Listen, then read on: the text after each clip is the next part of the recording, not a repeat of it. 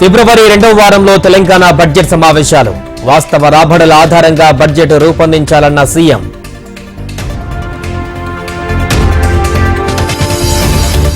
కేటీఆర్ ను బీఆర్ఎస్ నేతలే పట్టించుకోవడం లేదు. కరీంనగర్ ఎంపీ బండి సంజయ్ కీలక వ్యాఖ్యలు.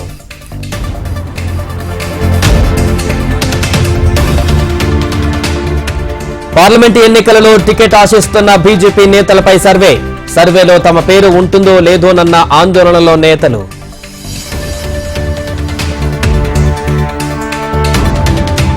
వైసీపీ ఇన్ఛార్జీల మార్పుపై కొనసాగుతున్న కసరత్తు.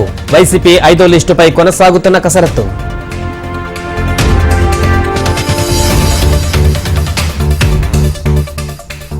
వైసీపీలో తిరుగుబాటు మొదలైంది. రాజమండ్రి సభలో చంద్రబాబు విమర్శలు.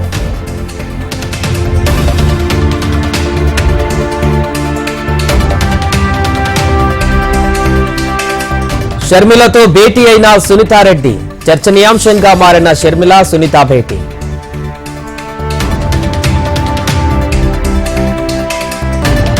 షర్మిల 4వ కృష్ణుడు లాంటిది.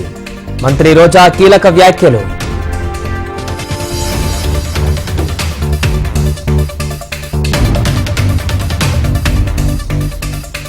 ప్రొద్దుటూరు టీడీపీలో ముదురుతున్న టికెట్ వివాదం. రాత్రికి రాత్రి వాల్ పోస్టర్లు అంటించిన ఇన్ఛార్జ్ ప్రవీణ్.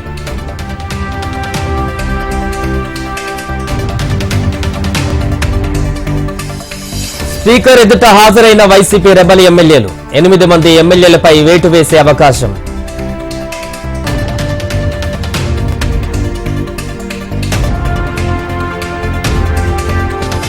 కాంగ్రెస్ సీనియర్ నేత మాజీ మంత్రి పి నర్సారెడ్డి కన్నుమూత. జలగం వెంగళరావు హయాంలో రెవెన్యూ మంత్రిగా పనిచేసిన నేత.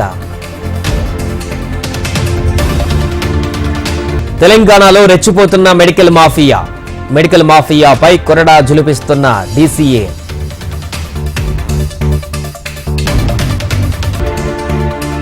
హెచ్ఎండిఏ మాజీ డైరెక్టర్ శివబాలకృష్ణ కస్టడీ పిటిషన్ దాఖలు.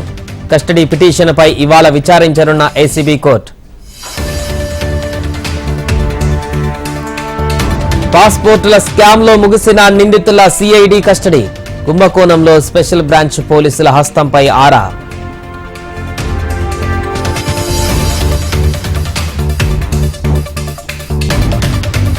పేట్ బషీరాబాద్లో ముత్యాలమ్మ గుడిలో చోరీ. హుండీ పగలగొట్టి దొంగతనం చేసిన దొంగలు.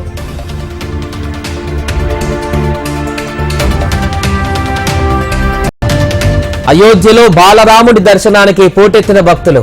ఇప్పటి వరకు బాలరాముడిని దర్శించుకున్న 18,75,000 మంది.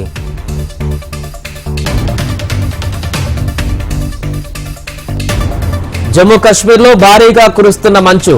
బందిపోరా జిల్లాలో ఇళ్లను కప్పేసిన మంచు దిబ్బలు.